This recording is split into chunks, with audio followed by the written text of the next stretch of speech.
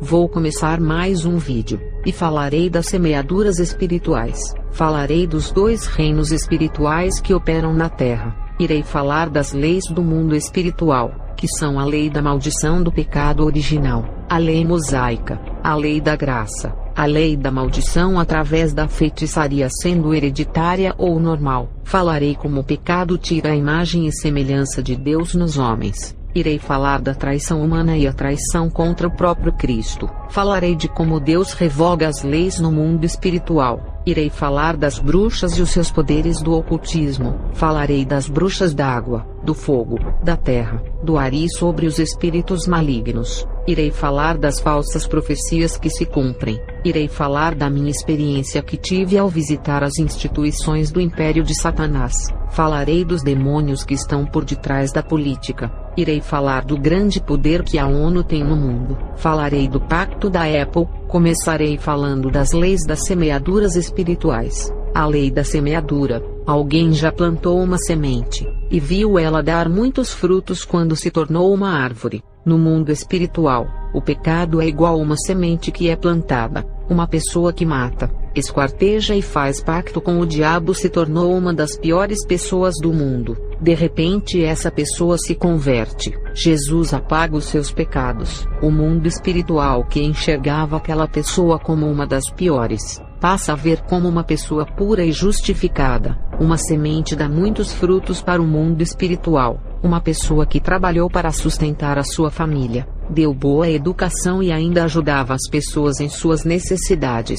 Essa pessoa morre e foi para o inferno por não aceitar a Jesus, e sofre grandes tormentos, porque essa pessoa está sofrendo tanto se era boa. Ela plantou uma semente do mal no mundo espiritual. Essa semente é por não se converter, não reconhecer Jesus como seu Salvador. Essa única semente que ele plantou irá dar muitos frutos na eternidade, e ele terá que colher. Ele fez mais o bem na sua vida, e o seu erro foi não se converter. Se Jesus deixasse todo mundo se salvar pelas suas próprias forças não se convertendo, ele não teria vindo para morrer na cruz. Os seres humanos se exaltariam por praticarem o bem, e cometeriam o pecado por se engrandecerem. O que temos que entender, não é a bondade da pessoa que prevalece se esquecendo de Jesus. A questão é que herdamos a herança genética de Adão, e carregamos o seu sangue de pecado na nossa veia. Precisamos nos converter, para que o sangue de Cristo purifique a natureza de Adão em nós. Não há salvação sem a graça. Temos que nos converter para que a graça nos justifique. Por mais que vivamos uma vida separada do mundo, o mundo espiritual sempre irá achar falha em nós, por causa da herança de Adão. Mas se o sangue de Jesus cobrir essa falha, o mundo espiritual nos enxerga como perfeitos e não encontra falha. A lei da semeadura no mundo espiritual multiplica o castigo. Uma pessoa do coração bom que não faz mal a ninguém, e tem o vício do alcoolismo na qual ele se tornou vítima. Essa pessoa morre, e quando chega no inferno, sofre várias torturas como se fosse o pior assassino. Qual era o pecado desse homem para sofrer grandes torturas? Ele só era um alcoólatra. Essa única semente que ele plantou. O mundo espiritual enxerga o alcoolismo como algo do mal. Essa única semente do mal que a pessoa plantou irá virar uma árvore, e dará muitos frutos que ele irá colher. Traduzindo, se ele morrer no alcoolismo, irá colher os tormentos. Uma pessoa que praticou apenas um pecado, ela não colherá uma tortura, mas várias torturas por aquele pecado. Uma pessoa que tem dois pecados, exemplo, o pecado do vício do cigarro e o pecado da prostituição, ao morrer, irá sofrer pelos dois pecados. Cada pecado é multiplicado por várias torturas. Exemplo, o pecado do vício do cigarro irá colher em multiplicação de torturas, e o pecado da prostituição colherá em multiplicação. Tudo no mundo espiritual é exagerado. Quando eu falei dos nossos sentidos que ficam muito aguçados, é porque o mundo espiritual os aumenta. Cada pecado equivale a várias torturas. Então, quanto mais pecados a pessoa tem, mais sofrerá. Exemplo, uma pessoa que cometeu 10 pecados, é só multiplicar cada pecado por 100 torturas. Cada pecado vale 100 tipos de torturas. A pessoa sofrerá 1000 tipos de torturas. Isso sem parar, e por toda a eternidade. No nosso mundo, As leis dos homens não irão dar o castigo justo por uma pessoa que tirou uma vida, o bem mais precioso. No Brasil, a pena para o homicídio é 20 anos. Com o bom comportamento diminui a pena, e a pessoa é livre. Qual é o preço de uma vida para a pessoa ter 20 anos de prisão? Uma vida tem um valor infinito. Primeiro, pelo sangue de Jesus que derramou por ela, e segundo, é a criação mais importante de Deus na terra. Ele criou a sua imagem e semelhança. Passou no jornal, um psicopata estuprou e foi preso, e 1 ano depois foi solto, e continuou a praticar o ato e até matou. As leis dos homens são brandas, já as leis espirituais, ele irá sofrer por todos os seus pecados porque Deus é justo. Os políticos roubam o dinheiro público, e não são presos por serem poderosos. Têm dinheiro para comprar as suas liberdades. Isso prova que as leis dos homens não são suficientes para punir, mas as leis de Deus sim. A pessoa nasceu e só fez o bem, mas não aceitou a Jesus. Morreu e foi para o inferno. Só de não se converter plantou a semente do mal, e irá colher em multiplicação. Deus foi justo, porque a pessoa nasceu debaixo da maldição do pecado e não se converteu. Herdou o pecado de Adão e não quis a justificação desse pecado original. Só de ter a herança genética de Adão, já vai colher os sofrimentos no inferno. E a pessoa que praticou vários tipos de pecado e foi um monstro na terra, terá a mesma medida de sofrimento de uma pessoa boa que foi para o inferno por não aceitar a Jesus. Foi igualmente eu disse, cada pecado que a pessoa comete, irá pagar por cada um deles. Quanto mais pecado cometer, mais sofrimento terá no inferno. É a lei da semeadura espiritual. Quanto mais semente se planta, mais árvores vai ter. Quanto mais árvores, mais frutos a colher. O ladrão na cruz que se arrependeu dos seus pecados nos seus últimos momentos. O que ele fez de especial para herdar o céu? Só dele aceitar a graça que foi oferecida ao mundo inteiro. Ele já herdou ao céu, e recebeu essa herança só por aceitar. Imagina quem fez mais coisas para Deus. Vive orando, ganhando almas, praticando a caridade e zelando pela obra. Esses receberão muito mais galardão do que o ladrão da cruz. Se o crente vive orando, ele plantou a semente da oração, e no mundo espiritual, essa semente se multiplica em muitos frutos que ele irá colher, mas não na terra, e sim na eternidade. Aqui na terra ninguém irá lhe dar um Oscar por viver orando. O homem nem irá recompensar você por tudo o que faz por ele. Uma semente de oração se multiplica em vários frutos que receberá na eternidade, que são os seus prêmios. Como o mundo espiritual é exagerado, primeiro dá uma herança celestial para o ladrão só porque se arrependeu, e para quem vive orando, além de ter essa herança celestial que é a sua moradia, ainda receberá muitos prêmios por orar a Deus. E aquele que vive a vida orando, além de plantar a semente da oração, ainda prega o evangelho ganhando almas. Além de plantar a semente da oração, está plantando a semente do evangelismo. Por cada semente plantada irá colher. Nada é de graça no mundo espiritual, nada é em vão.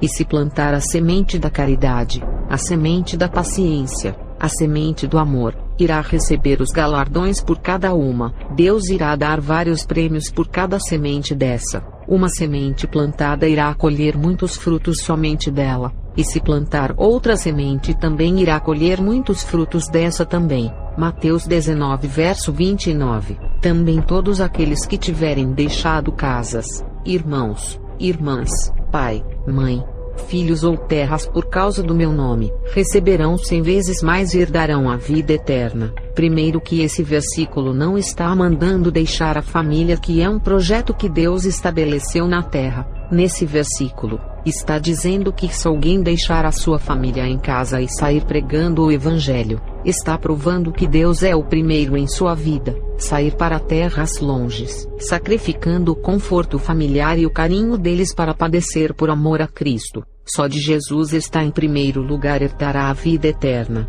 e receberá 100 vezes mais, que é o galardão. Tudo o que fazemos por amor a Jesus, iremos receber 100 vezes mais.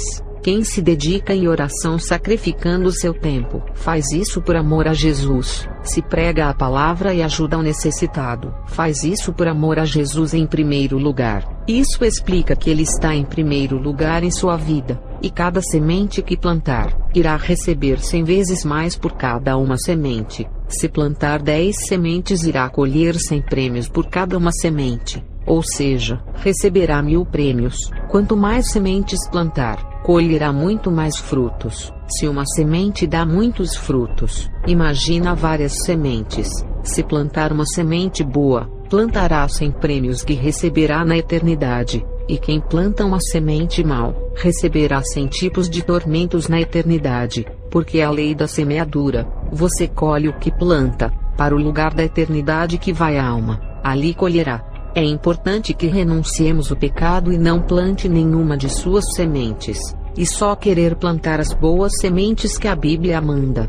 Salmos 37 verso 27. Desvia-te do mal e faze o bem, e sempre terás onde morar. Falarei dos reinos espirituais que operam nessa terra. O que é um reino? É uma monarquia onde existem pessoas morando e prestam serviços ao rei, e obedecem como seu chefe supremo. Tem a figura do rei e da rainha junto com os seus súditos. As pessoas fazem parte desse reinado, e sem elas não existe reino. Não existe um rei reinando em um lugar sem as pessoas para servirem a ele. Um reino sem pessoas, como o rei irá ser servido? O rei terá que servir a ele mesmo e trabalhar duro por não ter os seus servos. Quando se fala reino, sempre vai ter pessoas servindo a um rei. No mundo espiritual, existem 2 reinos apenas. Não vários reinos iguais, muitos dizem. A quantidade de religião em que cada uma tem o seu Deus, não significa que são caminhos diferentes e reinos diferentes. Todas essas religiões que não têm Jesus como centro, servem apenas um rei chamado Satanás. Não existe vários reis. Assim como existe o bem e o mal, a luz e as trevas, somente há 2 caminhos, o da esquerda e o da direita, o caminho largo e o estreito. Você tem 2 alternativas, ou escolhe a Jesus ou as religiões. Mateus 6 verso 24. Ninguém pode servir a 2 senhores, pois odiará um e amará o outro, ou se dedicará a um e desprezará o outro. As pessoas querem adorar imagens e também adorar a Jesus, querem servir aos seus deuses, guias, orixás e ainda servirem a Jesus o colocando no mesmo nível dessas imagens. Jesus não compartilha sua adoração a esses deuses. Ou segue a Cristo, ou segue a todos os deuses que são contra ele. Não pode amar a Jesus e aos deuses. Ou você odeia a Jesus, ou odeia os deuses. A Bíblia diz que você tem que amar um Deus, e o outro tem que odiar. Não existe meio termo. Jesus não compartilha nenhuma alma com outros deuses e guias. Existem 2 reinos espirituais, o da luz e o das trevas. Não existe vários reinos.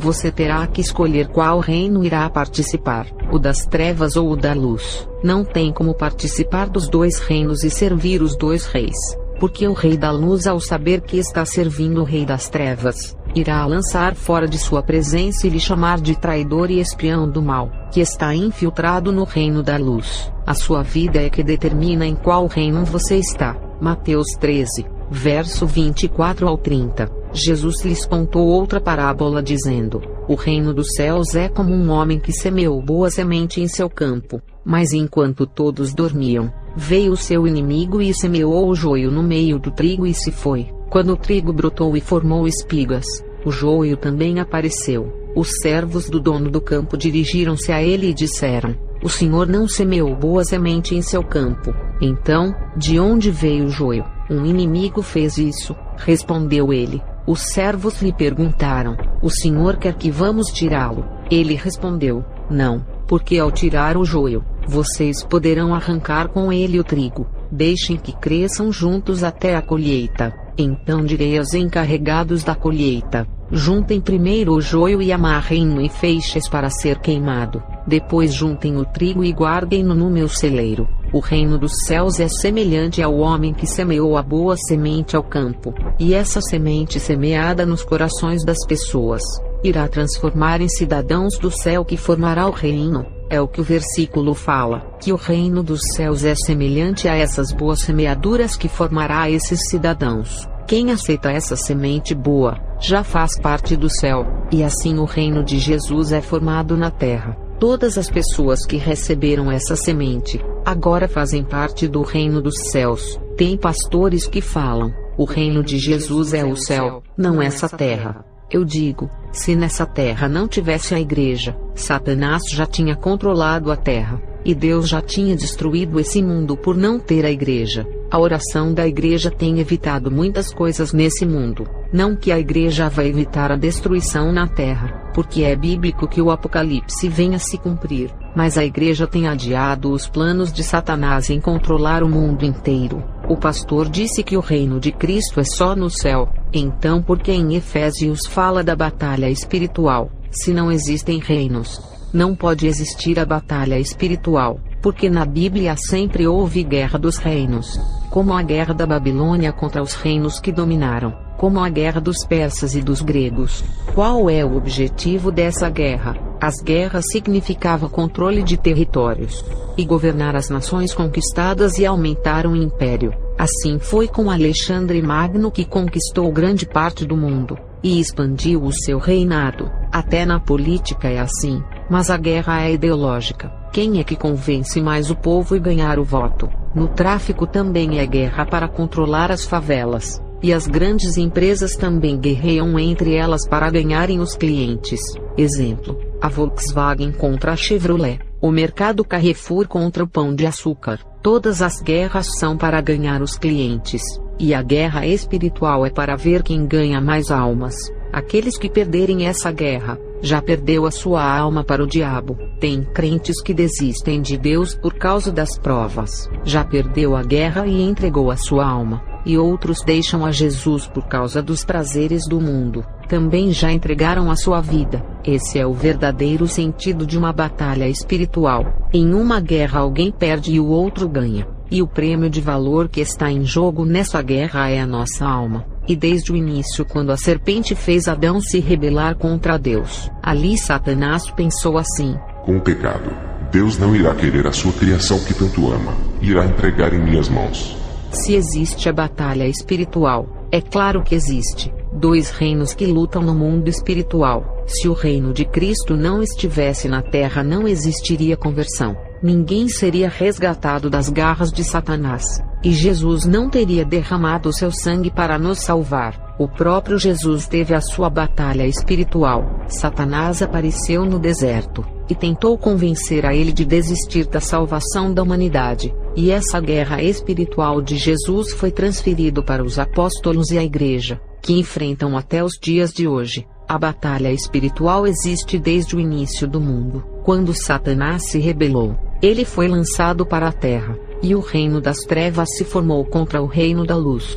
Satanás, controlando o reino das trevas, declarou guerra ao reino da luz de Deus e aos seus anjos. Satanás declarou guerra contra a criação de Deus, para destruírem e enganarem, colocando para trilharem em caminhos tortuosos.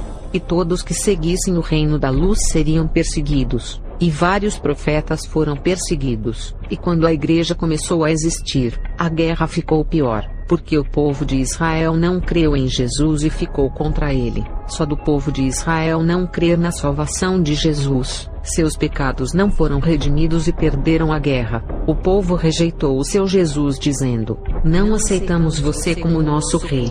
A partir daquele momento o rebanho perdeu o bom pastor, e as ovelhas sem quem os conduzissem se espalhou. Mateus 26 verso 31. Então Jesus lhes disse: ainda esta noite todos vocês me abandonarão, pois está escrito: ferirei o pastor, e as ovelhas do rebanho serão dispersas. Sem o bom pastor para conduzir os israelitas, eles ficaram como ovelhas sem o seu pastor. E ali Satanás assumiu essa vaga e passou a dirigir esse povo. E Jesus sem essas ovelhas. Ele disse aos seus discípulos: vão por toda a terra e fazei discípulos para mim. Vocês são os responsáveis de formarem outro rebanho para eu ser o pastor. Jesus é o rei, e queria um povo para reinar espiritualmente na terra. O povo de Israel, que seria esse povo, o rejeitou. Mas Jesus preparou os 12 discípulos e disse: preguem para os gentios, quero todas as nações. tribos e de línguas diferentes no meu reino. A batalha espiritual do bem contra o mal nessa terra não pode acabar, porque um povo rebelde desistiu de mim. As nações que não são do povo de Israel serão o meu povo que batalhará nessa guerra espiritual em meu nome. Se o reino de Jesus não existisse na terra, ele não teria escolhido os 12 discípulos e preparado para a batalha espiritual. Se o reino de Jesus não tivesse na terra, não existiria o seu exército na terra que arriscam as suas vidas para salvar as almas. Os guerreiros de Cristo oram pelos oprimidos, expulsam os demônios e libertam do cativeiro. Isso é a prova que o reino de Deus existe na terra, porque existem os seus representantes, aqueles que levam o nome de Jesus ao mundo inteiro e anunciam as boas novas, e cada pessoa que se converte já faz parte desse reino. Pai nosso que estais no céu, santificado seja o seu nome, venha a nós o seu reino. Jesus disse, venha a nós o seu reino. Ali começou a formação do reino da luz através da graça que seria derramada na cruz. O pastor que disse que o reino de Jesus está no céu, eu digo sim, esse reino nasce na terra com os guerreiros que lutam pela causa de Cristo, e quando morrem, irão para o céu, e Jesus governa o reino dos céus ao lado do Pai, e governa o reino da terra espiritualmente junto com os seus santos. Esse reino é espiritual, ele está governando através do mundo espiritual, usando os seus servos e livrando o seu povo. O seu Espírito Santo está capacitando, e as forças das trevas não prevalecem contra esse povo. A prova que o reino de Jesus está na terra somos nós.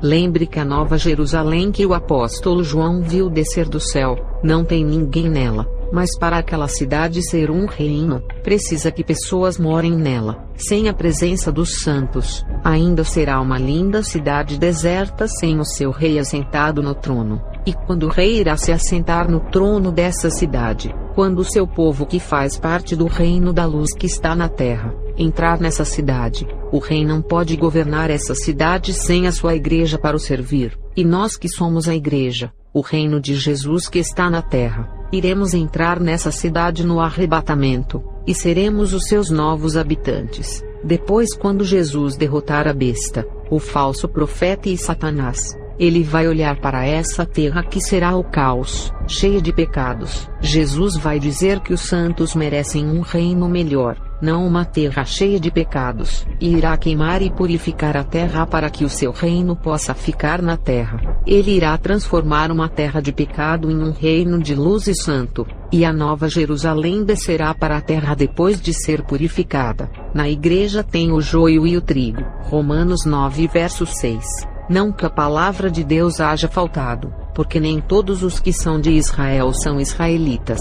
Não são todos que fazem parte da igreja e são membros que servem a Deus. Ser membro de igreja é diferente de ser um servo temente a Deus. Em Mateus 3 verso 24 ao 30, diz que o inimigo se aproveitou que os servos de Deus dormiram e semearam o joio, heresias, maçonaria e formadores de grupos para se rebelarem contra as autoridades levantadas por Deus são muitos. O joio foi semeado nos corações dessas pessoas, e transformaram em pessoas más, porque existe uma batalha espiritual dentro das igrejas, membros querendo destruir o ministério dos outros, porque alguém de dentro da igreja deixou o seu coração ser semeado pelo joio, e os que se deixaram semear por esse joio maligno, fazem parte do reino das trevas, e dentro da igreja de Deus, existe uma batalha espiritual do reino das trevas contra o reino da luz. Já não existem igrejas em que a maioria vivia em santidade igual antigamente.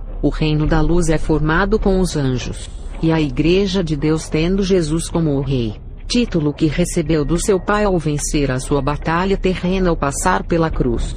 O reino das trevas é composto de demônios, feiticeiros, bruxas, líderes de religiões que não servem a Jesus. Todos os povos que seguem as religiões pagãs também fazem parte desse reino sombrio, onde Satanás é o seu rei, e todas as pessoas do mundo que ainda não aceitaram a Jesus fazem parte desse reino. E teve uma mulher que me disse: eu não sigo nenhuma religião, como faço parte desse reino? Satanás não é o meu rei não, Deus me livre. Eu disse a ela: Só de você viver uma vida de pecado bebendo bebidas alcoólicas e dançando, já faz parte desse reino. Não precisa matar, roubar, só de praticar os prazeres desse mundo, já está fazendo parte desse reino. E mesmo que fosse uma pessoa boa, não bebesse bebidas alcoólicas, não participasse de festas e não fizesse mal a ninguém. Eu conheço jovens que não saem de casa e só estudam, e não dão trabalho aos seus pais se comportando bem, mas se eu disser que irão para o céu, estarei mentindo. Não é isso que a palavra diz. João 3 verso 16. Porque Deus amou o mundo de tal maneira que deu o seu Filho unigênito, para que todo aquele que nele crê não pereça, mas tenha vida eterna. Essa é a condição de ser salvo. Deus não enviou o seu Filho na terra não foi em vão. Só por meio dele serás salvo, não por ser uma pessoa boa, tem que crer nele. Crer significa cumprir a sua palavra e viver ela. Quem diz que crê e não coloca em prática, só crê da boca para fora. Nós nascemos debaixo da maldição do pecado original. Independentemente de ser uma pessoa boa ou ruim, todos somos falhos.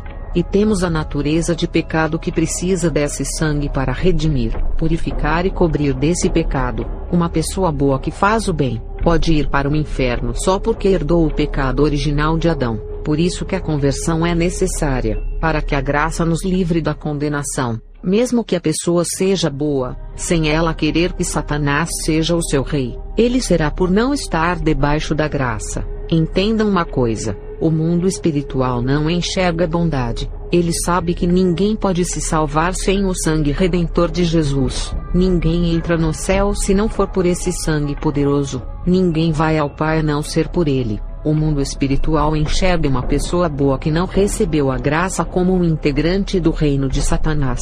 E se essa pessoa morrer, o mundo espiritual irá abrir um buraco negro para a alma dela entrar. Quando uma pessoa redimida morre, aparece uma luz forte diante dela. O mundo espiritual julga uma pessoa boa que não foi redimida, colocando-a no mesmo patamar de um assassino que matou 50 pessoas. Para esse mundo são pecadores não importando o grau do pecado. Não existem pecados pequenos e grandes. Todos irão para o inferno. E ali no inferno, cada um colherá o mal que plantou. Quem plantou mais maldade irá colher mais sofrimento. Esse papel de julgamento. Quem fez coisas piores cabe ao inferno julgar, que dará a punição a cada um segundo as obras que praticou na terra. O joio do mal foi semeado na terra inteira. Os prazeres desse mundo são o joio. As falsas religiões pagãs, que pregam outros deuses e têm as suas filosofias, também semeiam o joio de seus ensinos. As seitas semeiam o seu joio de heresias. Igrejas da prosperidade que usam um versículo da Bíblia e mentem para manipularem, também estão semeando a mentira. A televisão, redes sociais, gamers que ensinam a violência, o sexo e a morte, são uma forma de joio, e canais evangélicos que ensinam o povo a contender e odiar o seu próximo, é uma forma de semear o joio da discórdia. Formar partidos religiosos são os que plantam o joio da divisão, e o joio é uma semente do mal que se multiplica. Se alguém semeou um joio, irá colher muitos deles na eternidade em forma de castigo. Falarei das leis do mundo espiritual, que é a lei da graça, a lei da maldição do pecado original, e a lei da maldição do ocultismo e a lei mosaica. Esse conjunto de leis fazem parte do mundo espiritual. A primeira lei que vou falar é a maldição do pecado original de Adão. Uma mulher pediu oração, porque disse que a sua família estava se destruindo, e ela disse que era maldição hereditária. Todos da sua família não tinham sorte na vida sentimental. Nas empresas não passavam de 3 meses e viviam bebendo e usando drogas. Eu apresentei essa família a Deus, porque tenho orado por famílias amaldiçoadas, e Deus tem quebrado o mal. O anjo que acompanha o meu ministério e vai para onde eu vou, tem seguido os meus passos. Ele com a sua espada desembainhada tem cortado toda obra de maldição. Quando eu oro, o anjo desmancha o mal. É claro que quando a maldição é quebrada, eu falo para eles se converterem para não voltar. Quando eu orava por essa mulher e a sua família, Deus revelou que não era maldição hereditária igual ela afirmou. Pensei que fosse uma obra de magia negra, e fiz uma campanha de 7 dias de oração em casa para essa família, e nada mudou nessa família, e um mês depois, as coisas ficaram piores. Eu clamei a Deus e pedi uma resposta, porque o mal não foi quebrado, e o Senhor me disse: não existe magia negra e nenhum ritual de bruxaria para destruir essa família. O mal que está destruindo a família é o pecado. Eles praticam as piores abominações que abrem muitas legalidades em suas vidas. É por causa disso que os demônios estão destruindo a família inteira. E o pecado é a pior maldição que existe, porque foi originada no Jardim do Éden. Para essa maldição, não há oração que venha quebrar, a não ser pelo meu sangue. Qualquer maldição hereditária ou ritual de bruxaria para destruir uma pessoa pode ser quebrada na oração, mas o pecado não pode ser quebrado com a oração de alguém, a não ser pela conversão da própria pessoa. Diga para essa família rebelde que suas orações não podem eliminar o pecado da vida deles, mas eles podem fechar as portas da legalidade se convertendo a mim. Eu passei uma mensagem para a mulher que pediu para orar pela sua família, e apresentei a solução para os seus problemas. Deuteronômio 30 verso 19. Os céus e a terra são testemunhas contra vós, e a vida e a morte, a bênção e a maldição estão diante de vós. Escolha, pois, a vida, para que vivas tu e a tua descendência. Esse versículo fala que a vida eterna com as bênçãos são colocadas diante de nós. E também é colocada a morte e a maldição diante de nós, e diz para escolher qual deles queremos. Os céus e a terra são testemunhas quando escolhemos o caminho a seguir. O mundo espiritual sabe quem é luz e quem é trevas. Aquela mulher tinha uma escolha a fazer. No momento em que Deus me mandou entregar a mensagem, através de sua conversão, Deus iria converter a sua família, usando-a como instrumento de conversão no lar. Deus quer fazer dela uma coluna e uma referência familiar para que toda a sua família venha olhar para ela, e ver a transformação que Deus fez em sua vida e se converterem. Mas essa mulher rejeitou o convite, preferindo ficar vivendo uma vida bebendo, fumando cigarro e dançando forró nos bares. E até hoje a sua família vive uma vida de maldição por causa dos pecados. Nem tudo é por causa dos feitiços de magia negra que destrói. Às vezes é o pecado que é muito cruel na vida de quem não quer deixá-lo e o enterrar. Falarei como o pecado tira a imagem de Deus nos homens e coloca outras imagens. O pecado pode colocar a imagem de Adão e também dos animais. Eu já tive visão em que os demônios enforcavam os jovens nas festas matando asfixiados. Demônios tiravam a noção de direção da mente do jovem. Ele se esquecia de como dirigia e batia o carro. Vi na visão um jovem sair da festa e um demônio possuir o seu corpo, e fazia ele se lançar na parede. E esses jovens não morreram por estarem embriagados. E na visão eu fiquei assustada, e orei a Deus dizendo: porque os demônios estão destruindo as vidas desses jovens. E o Senhor me revelou que era por causa do pecado. Deus está irado com essa juventude. O Senhor me disse: eu os entreguei às suas próprias vontades, e deixei os demônios fazerem o que quiserem. Eles escolheram praticar o mal. Romanos 1, verso 21 ao 24. E trocaram a glória do Deus imortal por imagens feitas segundo a semelhança do homem mortal, bem como de pássaros, quadrúpedes e répteis, a imagem de Deus imortal, eles trocaram pela imagem do homem mortal. Significa que eles trocaram a imagem de Jesus, que é a graça da salvação, pela imagem do antigo Adão, que simboliza o velho homem, o pecado original e a rebeldia, e também trocaram a imagem de Deus pelas imagens de pássaros, quadrúpedes e répteis. Os estudiosos irão falar: esse versículo está falando das imagens de esculturas. Eu sei, mas estou passando uma revelação espiritual. Ninguém nos dias de hoje adoram imagens de pássaros, quadrúpedes e répteis. Estamos na modernidade. A adoração nos dias de hoje é diferente. A revelação espiritual é que eles trocaram a imagem do homem imortal, que é Cristo, pelas imagens desses animais. Tenho visto no mundo espiritual demônios com rosto de aves e corpos humanos. Também aqueles com rostos quadrúpedes, como cavalo, touro, lobo e outros.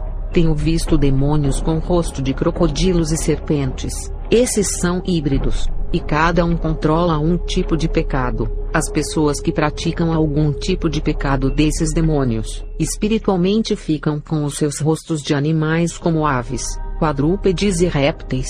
Quem pratica o pecado através da tecnologia, o seu rosto espiritualmente é igual dos demônios alienígenas que controlam a tecnologia, e se tornam os filhos dessas criaturas. Quem pratica o sexo fora do casamento, os seus rostos são da pomba gira, ou seja, são mais sedutores nos olhares e gestos. E ainda aprendem tudo com a sua líder. No mundo espiritual é assim: praticou o pecado daquele demônio, aprendeu com ele. Então se tornou um filho que herdou o rosto dele e as suas características, porque o filho sempre irá ter o rosto do pai. 1 João 3 verso 10. Nisto são manifestos os filhos de Deus e os filhos do diabo. Qualquer que não pratica a justiça e não ama seu irmão, não é de Deus. Interpretarei esse versículo: os filhos herdam os rostos dos seus pais e ficam parecidos com eles em suas obras. Os filhos de Deus praticam a justiça, que é viver a palavra. A justiça justifica os crentes e os deixam justos. A palavra justo, justiça e justificar têm o mesmo sentido. Os filhos do diabo não praticam a justiça, que significa não viver a palavra, e se não viver a palavra, não podem ser justificados por ela. Sem viver a palavra não pode ser justo. Os filhos do diabo não amam o seu irmão, por isso não são de Deus. É o que está dizendo em 1 João 3 verso 10. Se não ama a imagem de Deus criada na terra, que é o seu próximo, como pode ser de Deus se odeia a imagem dele? Quando era bruxa, eu vi um demônio híbrido, parte homem e parte pantera. O seu corpo era de homem, mas o coração não era humano. Seu coração era de fera, e queria despedaçar as pessoas com as suas garras. Crentes que odeiam o seu irmão, já herdaram o coração de animal como desse demônio, desejando o mal do seu irmão. Pelo que eu saiba, quem odeia a humanidade por serem a imagem de Deus é o diabo. Quero deixar um conselho: se apartam da aparência do mal, fujam das guerras virtuais do YouTube para evitarem os escândalos. Quem denigre e persegue um homem de Deus, está denigrindo a imagem de Jesus e perseguindo. Atos 9 verso 13 e 4. E indo no caminho, aconteceu que, chegando perto de Damasco, subitamente o cercou um resplendor de luz do céu, e caindo em terra, ouviu uma voz que lhe dizia: Saulo, Saulo, por que me persegues? Se alguém lhe falar um segredo, não espalhe. Coloque o segredo daquela pessoa no caixão e enterra para sempre. Nunca comente com ninguém para evitar os escândalos. Voltando a falar dos filhos de Deus e do diabo, no mundo espiritual, os que servem a Deus têm as imagens de Jesus em seus rostos. Olha os rostos dos anjos, que são tão santos que resplandecem. Olha os rostos dos homens de Deus, que reluz a santidade e parecem com os rostos de anjos. Essa é a marca que são filhos de Deus. Nem precisa fazer DNA, é só olhar para as suas faces e saberão que são filhos de Deus. Mas os que praticam o pecado têm as imagens do velho Adão, que é o homem mortal, e quem se aprofundam em seus pecados terão as imagens de pássaros, quadrúpedes e répteis, que são piores. Lembrando que Adão no jardim do Éden era maior que esses animais. Se herdar a imagem do homem mortal, que é Adão, não é bom, porque ele simboliza a perdição. Por sua causa o homem foi expulso do paraíso, e perdemos a vida eterna ganhando o direito da morte e condenação. Adão é o homem mortal. Não podemos herdar a vida eterna de um homem que não é imortal, e perdeu a sua imortalidade por causa de um fruto. Adão perdeu a vida eterna, e não pode lhe dar aquilo que nem ele tem. Um homem que fracassou, não podemos ter a sua imagem em nosso rosto. Mas se não abandonarmos o pecado, teremos a imagem dele, porque os filhos sempre herdam a aparência do seu pai. Quem é filho de Adão, herdará o seu pecado original e perderá a salvação. A imagem dos pássaros, quadrúpedes e répteis, que são piores do que a de Adão, que era superior entre as criações de Deus. Quem herdar as imagens desses animais, ficam irracionais, porque o pecado cega, e quanto mais se afunda nele, mais irracional fica, e faz muitas coisas que uma criança não faria. O pecado deixa pior do que uma criança sem um juízo na cabeça e irracional. Herdar as imagens de animais é se tornar feroz, mau, sem coração e venenoso. Olha o tanto de homens matando o outro, perderam o juízo ao praticarem essas coisas, ao destruírem as suas vidas. Pessoas matando nas formas mais brutas, esquartejando o seu próximo e arrancando os membros iguais os muçulmanos fazem. São animais ferozes que perderam a imagem de Jesus, a imagem do homem imortal, a imagem de Jesus que nos redimiu para que tenhamos essa imagem. Só quem são os filhos de Jesus é que vão herdar a imagem do seu próprio Pai. Os filhos de Jesus imitam a ele, não aos fariseus. Por isso que Deus os entregou à impureza sexual, segundo os desejos pecaminosos do seu coração, para a degradação do seu corpo entre si. Por causa dos seus pecados, Deus os entregou à impureza sexual, segundo os desejos de seus corações, para a destruição dos seus corpos. Quando orei a Deus perguntando por que os demônios estavam matando os jovens, Deus me revelou que entregou essa geração de jovens rebeldes aos seus pecados, deixando-os ao domínio dos demônios. No verso 25 de Romanos 1, trocaram a verdade de Deus pela mentira, e adoraram e serviram a coisas e seres criados em lugar do Criador, que é bendito para sempre. Eles trocaram o caminho da verdade pelo caminho da mentira, e escolheram a servirem as coisas desse mundo, que são os prazeres, e também a servir os seres criados, que são os demônios. Não esqueça que eles foram os anjos que Deus criou e expulsou do céu. No verso 26, por causa disso Deus os entregou a paixões vergonhosas.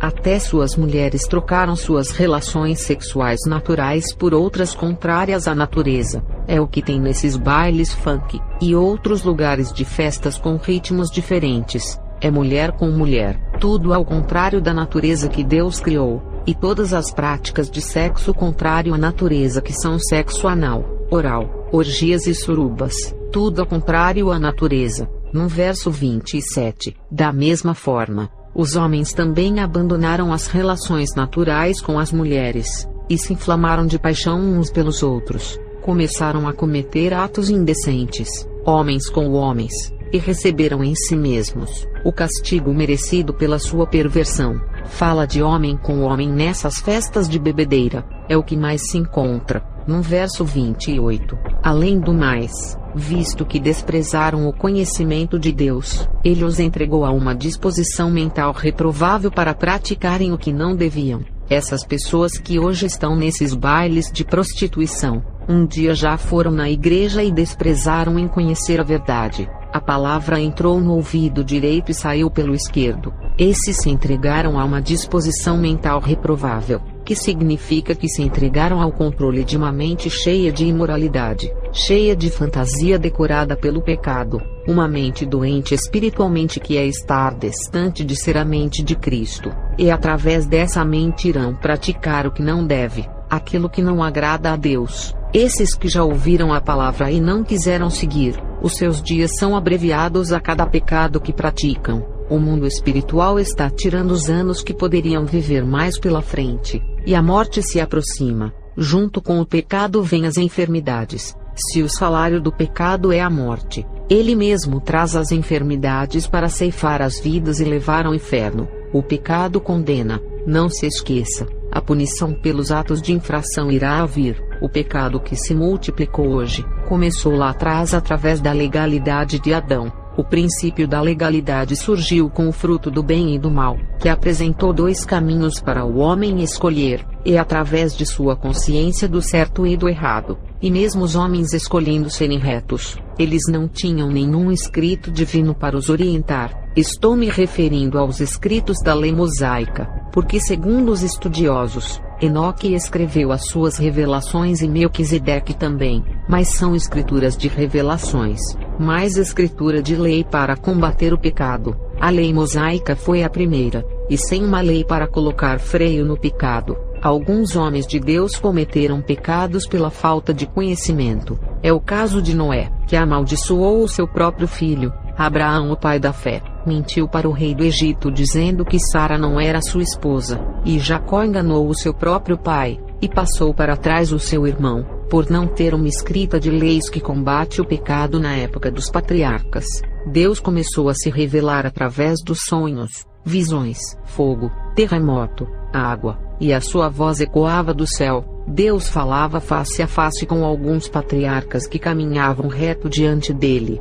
Falarei sobre a maldição hereditária ou normal lançada através da feitiçaria. Tem pessoas que, ao colocarem em sua empresa, traz tanta maldição com ele que a própria pessoa que o ajudou por ter misericórdia termina saindo. Isso aconteceu com um amigo do meu filho que também é um cristão. Falarei da lei da maldição. Existem duas leis da maldição: aquela que a pessoa foi atacada por feitiço, e também a maldição porque a pessoa não é convertida. Talvez a pessoa não foi enfeitiçada, mas não se converteu e está debaixo da lei do pecado original de Adão, que também é uma maldição que condena a pessoa ao inferno. E além da pessoa carregar essa maldição, ainda é atacada por feitiços e se torna duas vezes maldita. Se o crente não viver a palavra, ficará debaixo da lei da maldição do pecado de Adão, e ainda pode ser atacado por feitiços e ficar pior. O rapaz amigo do meu filho viu um rapaz mendigando na rua pedindo dinheiro, e conseguiu colocar o rapaz na empresa onde trabalha. E o amigo do meu filho, com uma semana, ficou desanimado com o trabalho e saiu da empresa. Eu orei por esse jovem para tentar entender como uma pessoa faz caridade a outra pessoa, e ao invés de ser abençoado ainda mais em seu trabalho subindo de cargo, preferiu sair sem a empresa mandá-lo embora. E Deus me revelou que esse ex-morador de rua, foi feito um ritual para ele ficar na miséria. Ele tinha tudo como casa, carro, esposa e filhos, e o feitiço o fez abandonar a sua casa e viver morando na rua pedindo esmola. E esse jovem, ao ajudar, ele interferiu no feitiço de magia, e os demônios se voltaram contra ele e o atacaram com dardos de desânimo. Esse rapaz não era de oração e não tinha as armaduras de Deus. Ele foi bombardeado e saiu da empresa. E o rapaz que entrou na empresa, todo mundo pensou que iria se levantar financeiramente e ter tudo de volta. Deixou o emprego e voltou para a rua, e vive pedindo esmola. Existe a maldição do feitiço ainda na vida dele que não irá deixar prosperar. E se não procurar uma igreja e se converter, o feitiço não será desfeito. O mundo espiritual enxerga ele como uma pessoa amaldiçoada, e não adianta arrumar emprego para ele. A maldição tem que ser quebrada. Os irmãos têm que ter cuidado com a pessoa que coloca em sua empresa. Não estou dizendo que não é para ajudar o próximo, até porque arrumar um emprego para uma pessoa é melhor do que dar uma cesta básica. Estou falando que às vezes não compensa ajudar uma pessoa que não quer ir para a frente, por estar amaldiçoada, e ainda irá comprar a guerra dele contra os demônios. Estejam preparados para isso. Quando uma pessoa está amaldiçoada, ao pisar os pés em sua casa, pode trazer falta de sorte e tudo começa a dar errado, porque a sua casa não é consagrada. Ninguém ora e não transforma o lar em um santuário de Deus, ou uma igreja dentro do lar, e ainda os moradores não estão revestidos e foram contaminados pela maldição. Eu me lembro que uma irmã visitou a minha casa, e as rosas do vaso morreram e o meu gato ficou doente. Eu tive que orar pelo meu gato para não morrer, e orei pela minha casa para que a maldição não contaminasse mais ninguém. Quando orei a Deus, Ele me disse que a maldição não acertou em mim por eu estar revestida, mas a energia negativa circulou em minha casa e eu tive que afastar com as minhas orações. O meu esposo e meus 2 filhos não estavam em casa e escaparam desses dardos. Na época não eram convertidos. Tem pessoas que, independentes de serem crentes ou não, carregam maldição em suas vidas, e aonde colocam os seus pés, deixam até os demônios de suas vidas nos lares.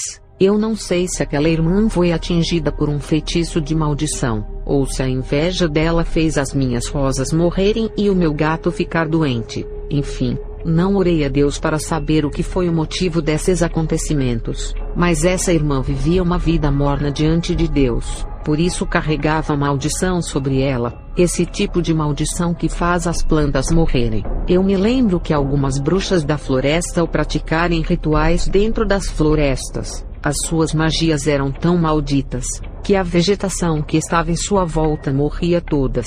Falarei da lei mosaica. A lei mosaica só veio para orientar sobre uma lista de pecados que não podiam fazer, porque sacrifício animal não justificou ninguém. Todos erravam, e tinham que sacrificar um animal para aplacar a ira de Deus. A lei foi boa naquela época para frear o pecado, e fazer os transgressores ficarem com a sua consciência pesada e se arrependerem dos seus pecados. A lei acusava os praticantes, não justificava os seus atos, provando que as pessoas eram miseráveis e que precisavam de um redentor. A lei do Antigo Testamento começou com essa aliança, com o sangue dos animais, porque é o sangue que dá início às alianças. As ovelhas saudáveis e sem mancha simbolizavam Jesus. Essa lei tinha que sacrificar os animais sempre, porque eles não eram santos. Se sacrificasse apenas uma ovelha e parasse de matar, o sangue desses animais não podia cobrir os pecados pela eternidade igual o sangue de Cristo. O sangue das ovelhas era temporário, e apenas cobria o pecado e não redimia. Igrejas que querem guardar a lei, não podem deixar de sacrificar as ovelhas, porque esse sistema judaico foi feito assim, e precisa derramar muito sangue, até vir o único homem que derramará o seu sangue uma vez, para não derramar mais nenhum sangue pelos pecados nessa terra. No mundo espiritual é assim, todos os pecados requerem um derramamento de sangue. Na bruxaria, todo o pecado que uma feiticeira faz, o demônio pede sangue, e na graça foi a mesma coisa. Jesus se sacrificou, e o seu sangue deu início a uma nova aliança, e quem insiste em seguir o antigo sistema, está debaixo do sangue de animais que não salva. Quem insiste nessa antiga aliança, rejeita a nova e o sangue do Redentor. Não tem como seguir as duas alianças, ou segue uma ou segue a outra. A do Antigo Testamento perdeu a validade na cruz do Calvário. Gálatas 3 versos 10, 13 e 17. Pois todos os que são obras da lei estão debaixo de maldição, porque maldito é aquele que não consiga praticar todos os mandamentos sem quebrar. João 1 verso 17. A lei foi dada ao intermédio de Moisés, mas a graça e a verdade vieram através de Jesus Cristo. João 5 verso 45.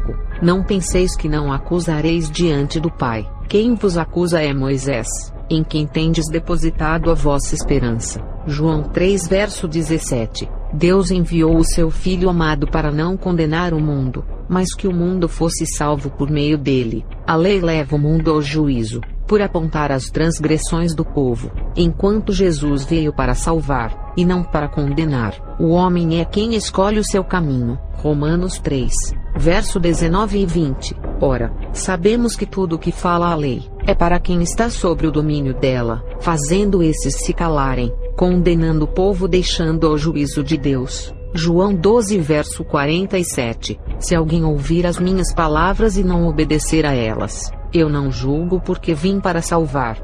A lei acusa e Jesus defende. Ele é o advogado. Hoje em dia, tem um monte de crentes na internet que apontam os outros e julgam. Mateus 18 verso 11. Ele veio para salvar os perdidos, e não para condenar ninguém. 1 João 4 verso 14. E vimos e testemunhamos que o Pai enviou o seu Filho para ser o Salvador do mundo, não para condenar ninguém. 1 Timóteo 2, versos 5 e 6. Porque há um só Deus, e um só mediador entre Deus e o ser humano, Cristo Jesus. Não é a lei mosaica, não é placa denominacional e nem pastor que é mediador entre Deus e os homens. A igreja é aquela que levará o ímpio até o mediador, e o pastor é aquele que vai orientar o povo a servir o mediador. Mas a Bíblia, que representa o próprio Jesus, guia os passos, porque nela contém a vida eterna. Romanos 5, verso 20 e 21. A lei foi feita para que a transgressão fosse apontada acusando os pecadores, mas a graça foi maior do que as acusações da lei. Quem faz o papel da lei em acusar são os crentes de Satanás. Leia Apocalipse 12 verso 10. Fala que Satanás acusa os crentes. E no livro de Jó 2 verso 5, o próprio Jó é acusado por Satanás. E a internet está cheia de crentes imitando essas obras malignas e julgando os outros. 1 João 2 verso 1. Fala que Jesus é o nosso advogado que defende a nossa vida dos acusadores. Falarei da lei da graça, que também é chamada de lei do amor. Deus cria leis e desfaz as leis. Ele é o Criador do universo. Ele criou a lei mosaica do Antigo Testamento e depois invalidou essa lei, e criou a lei cristocêntrica do Novo Testamento. Jesus desfez a antiga aliança através do seu corpo, ao oferecer como uma ovelha pura o sacrifício de redenção. uma nova lei entrou no mundo com apenas 2 mandamentos. Marcos 12 verso 29 ao 31. E Jesus respondeu-lhe: o primeiro de todos os mandamentos é: ouve Israel, o Senhor nosso Deus é o único Senhor. Amarás, pois, ao Senhor teu Deus de todo o teu coração, e de toda a tua alma, e de todo o teu entendimento, e de todas as tuas forças. Este é o primeiro mandamento. E o segundo semelhante a este é: amarás o teu próximo como a ti mesmo. Não há outro mandamento maior do que estes. Quem ama a Deus não peca. Quem ama a Deus renuncia ao mundo. Quem ama a Deus não o deixa pelo mundo. Quem ama a Deus irá se separar das coisas que ele faz pecar, e afasta o Espírito Santo de você. Uma mulher, quando ama o seu marido, não o deixa por nada desse mundo. Assim é a igreja. Quem ama o próximo, não deseja que ele vá para o inferno, então irá pregar o evangelho para ele. Quem ama o próximo não irá ensinar o evangelho da prosperidade que não salva, porque deseja ver a sua alma no céu. Quem ama o próximo quer o seu bem, e não ensinará as doutrinas das seitas. Quem ama o próximo, ao ver ele fraco na fé, não irá criticar, mas irá orar para que se fortaleça na fé e se levante. Amar ao próximo é amar o vizinho que lhe odeia. Amar ao próximo é amar a sua família mesmo lhe criticando. Amar ao próximo é amar o traficante. Amar a sua filha que se tornou uma prostituta. Amar ao próximo é amar os seus filhos, mesmo eles sendo uma decepção aos pais se destruindo nos vícios. Amar ao próximo é honrar o seu pai e a sua mãe para que vivam, porque quem não honra a mãe que gerou a sua vida, e o pai que também participou de sua geração, pois sem ele a sua mãe não engravidaria. Êxodo 20 verso 12. Honra teu pai e tua mãe, a fim de que tenhas vida longa na terra, que o Senhor o teu Deus te dá. O mundo espiritual reconhece essa lei, e os filhos que não honram os seus pais, morrem mais cedo. Quem ama o próximo, ao ver ele caído ao chão, irá estender as mãos para o levantar. Quem ama o próximo, ao ver caído ao chão e ferido, colocará remédios em sua ferida. Lucas 10, verso 25 ao 37. E eis que se levantou um certo doutor da lei, tentando-o dizendo: Mestre, que farei para herdar a vida eterna? E ele lhe disse: Que está escrito na lei, como lês? E respondendo ele disse: Amarás ao Senhor teu Deus de todo o teu coração, e de toda a tua alma, e de todas as tuas forças, e de todo o teu entendimento, e ao teu próximo como a ti mesmo. E disse-lhe: Respondeste bem, faze isso e viverás. Ele, porém, querendo justificar-se a si mesmo, disse a Jesus: E quem é o meu próximo? E respondendo Jesus disse: Descia um homem de Jerusalém para Jericó, e caiu nas mãos dos salteadores, os quais o despojaram, e espancando-o, se retiraram, deixando-o meio morto. E ocasionalmente descia pelo mesmo caminho certo sacerdote, e vendo-o, passou de largo, e de igual modo também um levita, chegando àquele lugar, e vendo-o, passou de largo. Mas um samaritano que ia de viagem, chegou ao pé dele, e vendo-o, moveu-se de íntima compaixão, e aproximando-se, atou-lhe as feridas, deitando-lhes azeite e vinho, e pondo-o sobre o seu animal, levou-o para uma estalagem e cuidou dele. E partindo no outro dia, tirou 2 dinheiros, e deu-os ao hospedeiro, e disse-lhe: Cuida dele, e tudo o que demais gastares eu te pagarei quando voltar. Qual, pois, destes 3 te parece que foi o próximo daquele que caiu nas mãos dos salteadores? E ele disse: O que usou de misericórdia para com ele. Disse, pois, Jesus: Vai, e faze da mesma maneira. Amar ao próximo é vê-lo precisando de comida e lhe dar uma cesta básica. Amar ao próximo é ver um morador de rua passando frio e levar um cobertor e um travesseiro. Amar ao próximo é levar uma palavra de conforto e salvação para quem está no presídio ou internado no leito de um hospital. Amar ao próximo é doar roupas para quem não tem. Mateus 25 verso 35 ao 45. Porque tive fome e destes-me de comer, tive sede e destes-me de beber, era estrangeiro, e hospedastes-me, estava nu, e vestistes-me, adoeci, e visitastes-me, estive na prisão, e foste-me ver. Então os justos lhe responderão dizendo: Senhor, quando te vimos com fome e te demos de comer, ou com sede e te demos de beber, e quando te vimos estrangeiro e te hospedamos? ou nu e te vestimos, e quando te vimos enfermo ou na prisão, e fomos ver-te? E respondendo o rei lhes dirá: em verdade vos digo que, quando fizestes a um destes meus pequeninos irmãos, a mim o fizestes. Então dirá também aos que estiverem à sua esquerda: apartai-vos de mim, malditos, para o fogo eterno preparado para o diabo e seus anjos. Porque tive fome e não me destes de comer, tive sede e não me destes de beber, sendo estrangeiro não me recolhestes, estando nu não me vestistes, e enfermo e na prisão não me visitastes. Então eles também lhe responderão dizendo: Senhor, quando te vimos com fome, ou com sede, ou estrangeiro, ou nu, ou enfermo, ou na prisão, e não te servimos? Então lhes responderá dizendo: em verdade vos digo que, quando a um destes pequeninos o não fizestes, não o fizestes a mim. Amar a Deus e ao próximo como a ti mesmo é a graça, porque Jesus se entregou na cruz por amor. A graça que não nos deixará perecer no inferno é um ato de amor. Esse foi os 2 mandamentos que Jesus aprovou da antiga aliança. Não adianta fazer igual a essas seitas, que lhe obriga a observar os 10 mandamentos e um monte de coisas. Jesus simplificou isso e disse: o amor, isso já é o suficiente para se salvar. Sem o amor a Deus não se salvará. Sem o amor ao próximo não se salvará. A graça é amor. Jesus nos amou primeiro. E por que não podemos amar quem nos ofendeu? Jesus amou até o fim um povo que lhe odiou e que mandou crucificá-lo, e mesmo assim ofereceu a salvação. E quem somos nós para não perdoar ninguém? Se o homem que não cometeu nenhum pecado e tinha todo o direito de amaldiçoar aquele povo e não fez.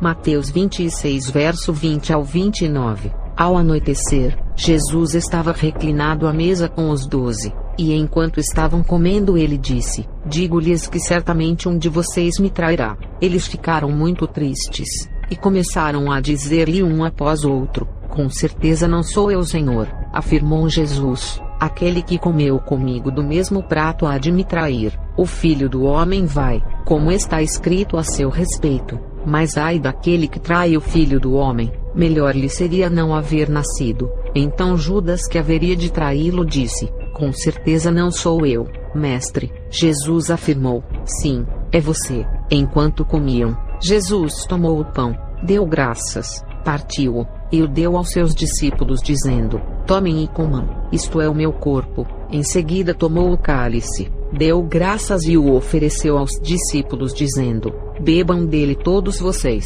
isto é o meu sangue da aliança que é derramado em favor de muitos para perdão de pecados.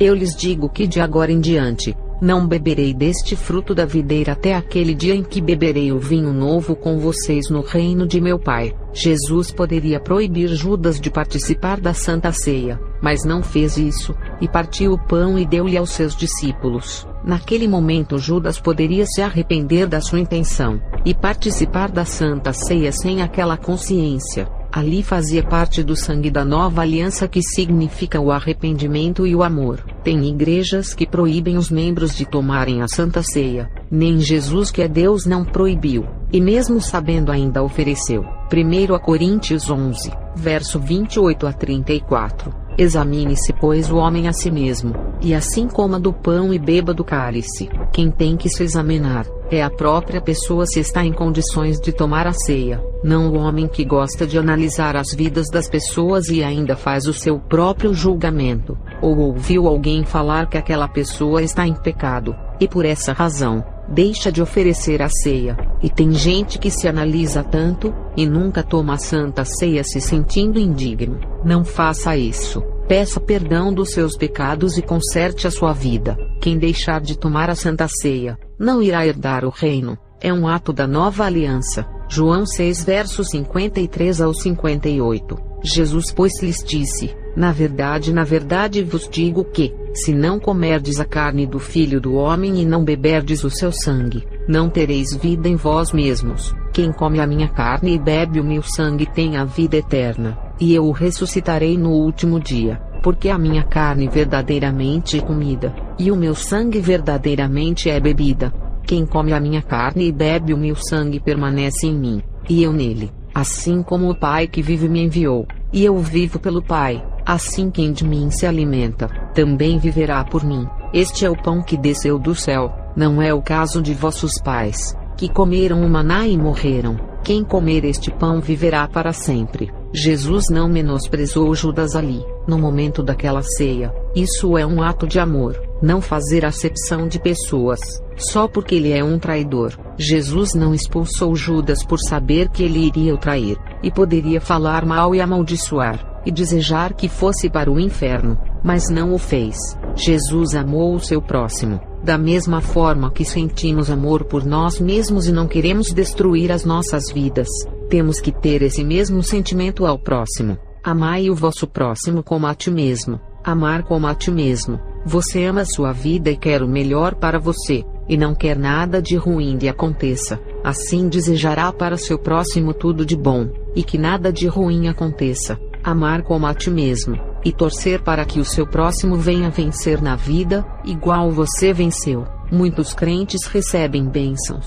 Deus lhe ajuda a comprar carro e casa, mas esses crentes não querem que Deus faça na vida de outros irmãos, e ficam torcendo para que os irmãos não saiam da prova. E quando o irmão sai da prova e começa a conquistar as coisas na terra, e ser abençoado da mesma maneira que Deus abençoou o outro irmão, aquele irmão que foi abençoado fica com dor de cotovelo, e fica incomodado porque o irmão conseguiu. Isso se chama egoísmo, e não faz parte do amor ao próximo. Tem pastores que são tão usados pelos dons, e quando um simples membro começa a ser usado da mesma maneira, o pastor fica incomodado e começa a rivalizar com o membro, e tenta barrar o ministério do irmão deixando-o no banco, e não dá oportunidade para ele pregar. O Espírito Santo usa quem ele quer, desde o pastor até o simples porteiro que ninguém dá nada por ele. Se o irmão, por mais simples que seja, é usado tremendamente, é porque ele se preparou para isso em oração. Não tire o mérito dele. O fato dele ser uma pessoa simples não significa que seja um homem qualquer. Muitos desses vivem orando em suas casas e se preparando para a guerra, e mesmo sendo simples, no mundo espiritual é um dos grandes soldados que assusta os demônios. Tem pastores que não aceitam que nenhuma das suas ovelhas sejam mais usadas do que eles. Mas será que ele está buscando igual a sua ovelha? Será que o pastor está se sacrificando e se santificando igual àquela ovelha? 1 Coríntios 1 verso 27. Mas Deus escolheu o que para o mundo é loucura para envergonhar os sábios, e escolheu o que para o mundo é fraqueza para envergonhar o que é forte. A humildade não é a pobreza. Tem muitas pessoas que não têm um lugar para morar e são soberbas. Tem pessoas que não têm nada de coisas materiais e só querem ser. Tem egos e exaltações, porque isso está no coração. Pessoas pobres que têm alma de ricos e não tomam café em casa de pobre. E até nojo tem. Eu já conheci pessoas ricas, donos de empresas que são humildes e nunca se desfizeram de mim e do meu esposo por sermos pobres. A humildade não é pobreza, é um estado de espírito. A simplicidade que vem do coração. Seja simples igual uma pomba. Não desfaça de ninguém. Na igreja está cheio de crentes que ficam desfazendo do irmão, só porque se veste com roupas velhas, mas não compra um par de roupas novas, ou pedir para os irmãos fazerem uma vaquinha para arrecadarem dinheiro, para comprarem a alimentação e roupas que é essencial. Na igreja, os crentes se desfazem daquele irmão só porque não tem cargo na igreja e não dá nada. Talvez aquele irmão é um profeta por buscar a Deus em casa. A igreja não dá cargo, porque eles têm os homens que escolhem segundo os seus critérios de quem dá mais ofertas, e aqueles que têm o maior dízimo. Esses são considerados grandes por terem os maiores cargos. O mundo espiritual não os enxerga como grandes. Eles compraram esses cargos na igreja pelo dinheiro.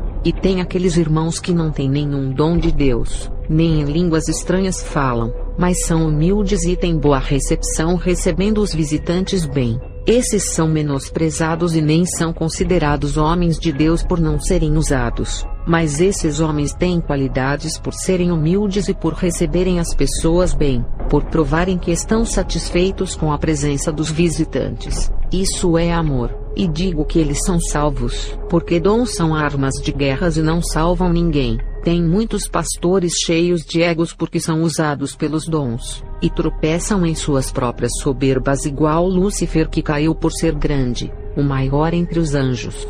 1 Coríntios 13, verso 1 ao 2.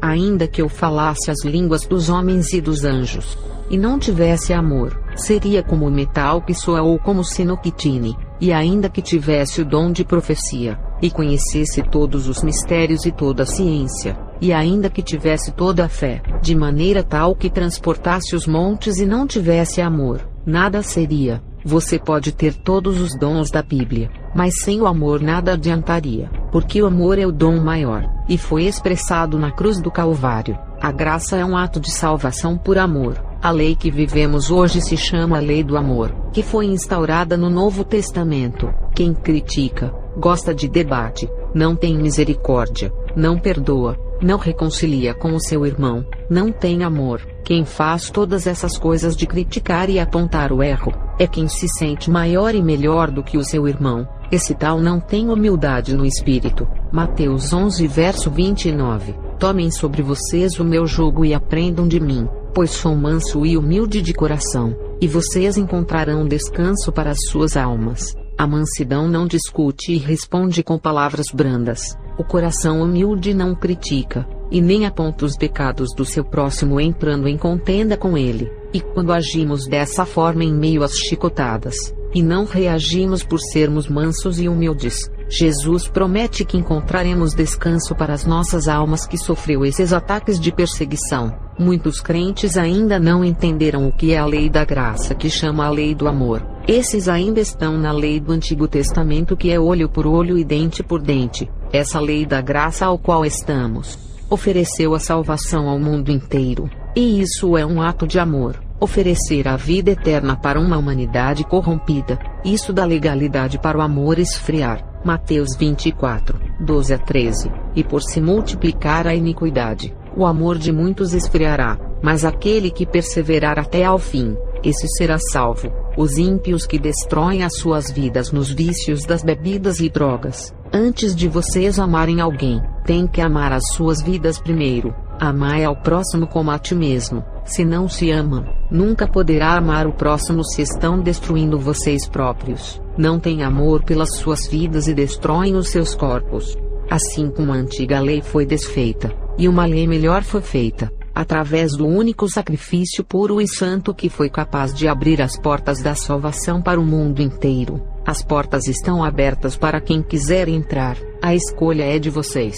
O livre-arbítrio faz parte de querer ou não andar nesse caminho. A lei mosaica obrigava quem era de Israel a observar. Essa nova lei não obriga, não é por força e nem por violência. Tudo é pelo amor. O mesmo que desfaz as leis espirituais, pode alterar elas, porque Ele é Deus, e antes que as leis fossem criadas, Ele já era Deus. Mateus 12 verso 1 ao 8. Naquele tempo, passou Jesus pelas searas em um sábado, e os seus discípulos, tendo fome, começaram a colher espigas e a comer. E os fariseus, vendo isso, disseram-lhe: Eis que os teus discípulos fazem o que não é lícito fazer no sábado. Ele, porém, lhes disse: Não tendes lido o que fez Davi quando teve fome, ele e os que com ele estavam, como entrou na casa de Deus e comeu os pães da proposição, que não lhe era lícito comer, nem aos que com ele estavam, mas só aos sacerdotes. Ou não tendes lido na lei, que aos sábados os sacerdotes no templo violam o sábado e ficam sem culpa? Pois eu vos digo que está aqui, quem é maior do que o templo. Mas se vós soubesseis o que significa, misericórdia quero e não sacrifício, não condenaríeis os inocentes, porque o Filho do Homem até do sábado é Senhor. Tentaram condenar o nosso Jesus pelo sábado. Ele disse: Eu sou o Senhor do sábado. Se Ele é o Senhor do sábado, Ele pode fazer aquilo que quiser. Ele pode desfazer as leis, pois é Deus e não peca. Ele pode desfazer as próprias leis que Ele criou e fazer outras leis. Ele não pode ir contra a sua lei, mas pode mudar ela por estar acima das leis que criou e revelou à humanidade. Deus revelou a antiga lei a Moisés e escreveu nas tábuas, e revelou a lei nova inspirando o apóstolo Paulo em suas cartas e os outros discípulos.